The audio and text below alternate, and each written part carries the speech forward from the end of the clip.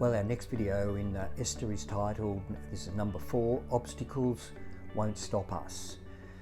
If you start a business or start a career or start a ministry, even first get married and you think it's all going to be sweet sailing, there will be obstacles, there will be difficulties, there will be opposition.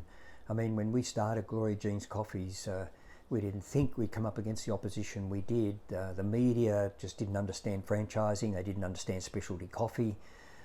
There was always criticism from all forms and every direction.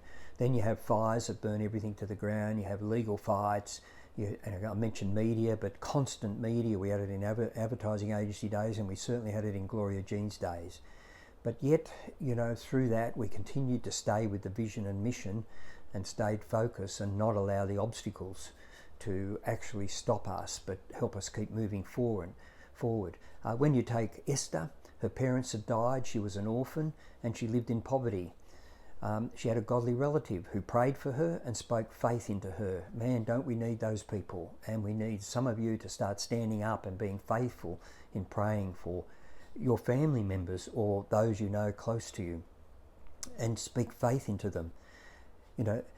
Esther didn't have the right connection. She was from a nation that was in captivity.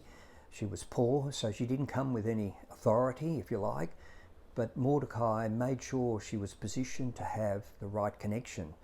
And it didn't matter whether she had them or not, because God brought the connection and put her in the place to be able to make it happen. Stop thinking about what we can't do, what we don't have, and start moving forward with what you do have. And it's interesting how God opens the doors and brings people across your path. That phone call, that you may be watching television and something speaks to you about an idea. I've sat there and watched, and God spoke an idea. I've woken up in the morning with some thought and thought, wow, where did that come from? It's not what I've been thinking of. And it was an idea that I'm able to help someone take their business forward.